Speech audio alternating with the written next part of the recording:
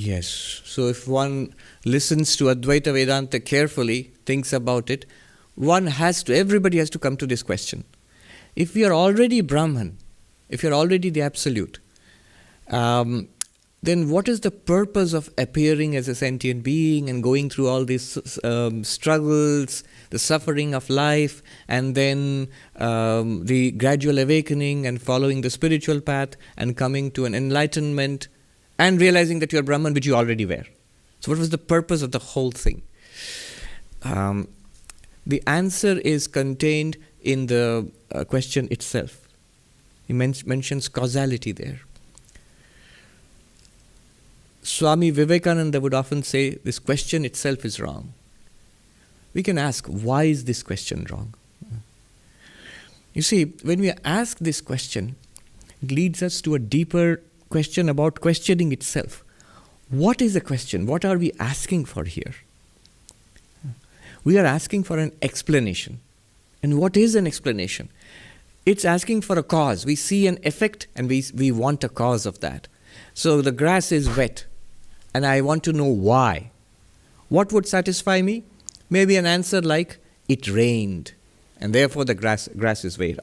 Or the sprinkler was at work and therefore the grass in the lawn is wet. And that answer satisfies me. Why? I have got a cause. I was looking for a cause and I've got a cause. Now this seems fine. So why should we not ask, why is there this entire cycle, the whole game of life, why is it there? We can ask for a cause of that. It won't work. Why? Because, see, when I am asking and talking like this, notice my language. Why? Because. It's all about causality. And yet, the answer given in Advaita Vedanta is this entire cycle of life, this game of life, it appears because of Maya. So how does that help? What is Maya? One way of understanding Maya is space, time, and causation. It's like when you have a theatrical performance, you need a stage. So in the theatrical performance of this universe, the stage is space, time, and causation. And this stage is provided by Maya. So, when you have causation as part of the stage, you can't ask for a cause of Maya because it's like asking for a cause of causation. And to make that more clear, it's like, so space and time, if you ask, what is outside space? What is before time? Notice, when I ask before time or outside space, before time means I'm already assuming time. Before and after are time words. Before and after are tense, past tense, future tense. So these are time words, which means you have already accepted time. Only within time does it make sense to ask before and after, past, present, and future. Only when you have accepted the concept of space, it makes sense to ask inside and outside. So this universe is space. So what if a child may ask, what's outside the universe? Nothing, you can't answer that. Because outside also already means space. So when there is no concept of space, there is no concept of outside, inside.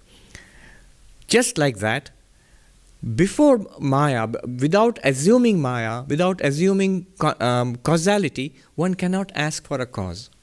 The moment you ask for a cause, you're already asking for a cause within. Within Maya, one can ask for a cause. But about Maya itself, one cannot ask for a cause. It's just as meaningless as to ask what is outside space, what is before time. Similarly, what is the cause of cause? Cause of causality? It doesn't work. So that's a logical answer. Why one cannot meaningfully answer this question. But one should be able to understand logically why it is not possible to answer it. Now the question was, is there no answer until one is enlightened? That is true. That is true. I like this. One of our senior Swamis said, it's on our side there is only the question and no answer. On the side of those who are enlightened, they don't seem to ask this question. They have the answer but not the question. And the question is gone and dissolved. It's not a problem to them. After enlightenment, it's not a problem. That's why in the Himalayas, the monks have a saying that when somebody asks a question about Maya, they would say, माया को प्रतिष्ठित मत कीजिए महात्मा जी, माया को काटिए. Don't try to establish Maya, oh monk. Try to go beyond Maya. Try to negate Maya.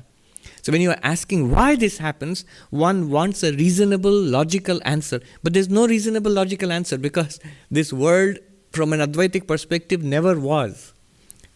It's like a riddle, it's like a mystery, so it never was. It's an appearance. There is no reasonable, logical answer within the dream for a dream.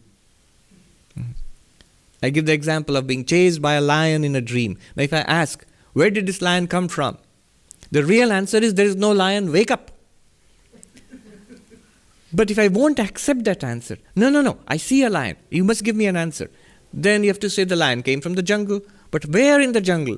Well, from its daddy lion and the mummy lion. And where did they come from? Oh, they came from their parents. And where did that come from? There's no end to this, you can see. And none of it is actually true. So that is the answer, or non-answer, if you will. What is to be done? See, this is a path. It is to be walked upon. Accept that Advaita Vedanta is telling me you are Brahman. Our immediate reaction is, I don't know. I don't know that. I may hear it, I can listen to it, but I don't feel it, I don't realize it. That is Maya. What is Maya? That I don't know. It's not real for me yet. That is Maya. That's all the proof that we need of Maya. Now the thing is how to overcome it. How to go beyond that and realize, who am I?